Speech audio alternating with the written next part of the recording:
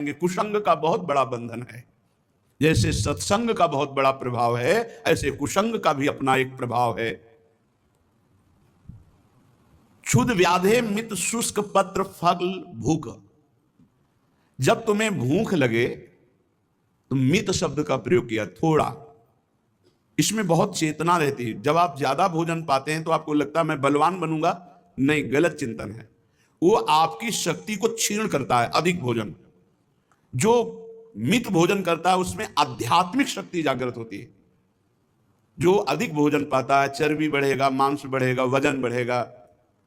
लेकिन जो मित भोजन पाता है वो तमोगुण पर विजय प्राप्त करता है, निद्रा विजयी भी हो सकता है, निरंतर भजन में रुचि बढ़ेगी और एक अध्यात्म शक्ति, एक बहुत उत्साह भगवत मार्ग में, ये मित भोजन से।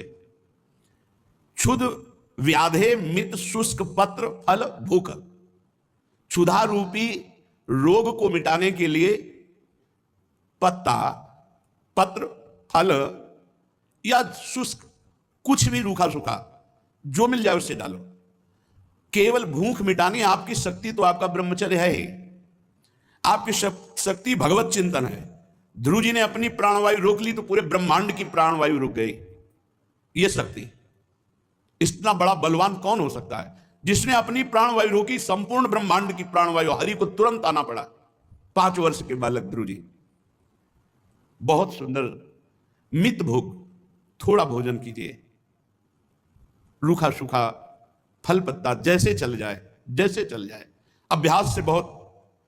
प्राणायाम परायण और ब्रह्मचारी ये कई दिन तक निराहार रह करके भी स्वस्थ पुरुष की तरह चेष्टाएं कर सकता है लंबे समय तक।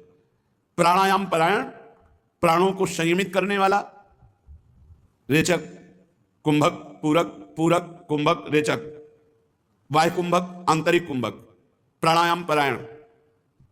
बहुत जल्दी निष्पाप होता है प्राणायाम करने वाला, जो वास्तविक पद्धति से करता है और उसमें नाम जप मंत्र जब छूटने ना पावे।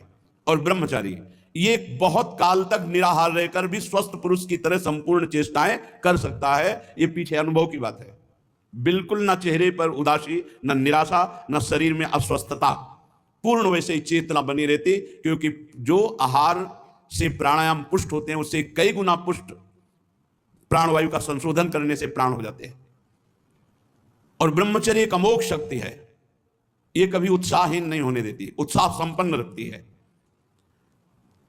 तो प्राण पोषण के लिए रूखा सूखा पत्र फल आदि जो मिल जाए, संग से सर्प की तरह डरते हुए दूर, लीलाओं का गायन और प्रभु की लीलाओं के चिंतन की भावना, ऐसे ही करो। ऐसे प्रगट में ऐसी भावना करो।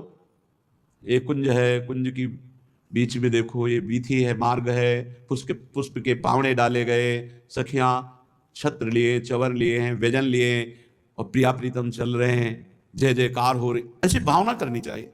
कुछ मिनट भावना करोगे तो वो कृपालु हैं, देखेंगे भावना में डूबना चाहता है, वो आने लगेंगे भावना में, बड़े कृपालु हैं। श्री वृंदा विपिने कदा तरुतला नेवा वसन श्याम सुखी। उवास जैसे बन जाए, वृंदावन वास जैसे बन जाए, इन किन प्रकारेण। अगर हमको 2-4 घंटे किसी की चाकरी करनी पड़े, पोछा लगाना पड़े और वृंदावन वास कर रहे हैं तो उससे बड़ा कोई साधु नहीं। आप चिंता मत करो, ये दिव्य धाम है। यहाँ किसी की भी परिचर्या करके उदर पोषण कर लिया और वास कर रहे, बहुत बड़ी साधना बन रही। नारायण स्वामी जी ऐसे भिक्षा लेते ही नहीं थे। जैसे किसी के यहाँ काम हो रहा है तो 8-10 घंटे मेहनत करते और इसके बाद 4 रोटी सब्जी ले लेते। ऐसे सिद्ध महापुरुष हुए। किसी की भी हम थोड़ी चाकरी कर ली, उधर पोषण कर लिया, वास कर रहे हैं, श्री जी का चिंतन कर रहे हैं, प्रतिग्रह शून्य जीवन, बड़ा मंगलमय। ये इस लोक का एक भी शब्द अगर आ जाए तो महामंगल हो जाए।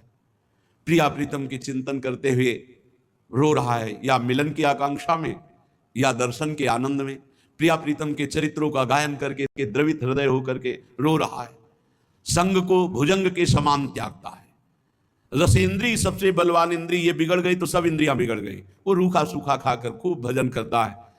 जहां जैसे वास की व्यवस्था हो गई, संतुष्ट है उसी में। संतुष्ट आये न के नवा, ये स्थिति निश्चित प्रिया प्रीतम के कृपा पात्र में ही आती है।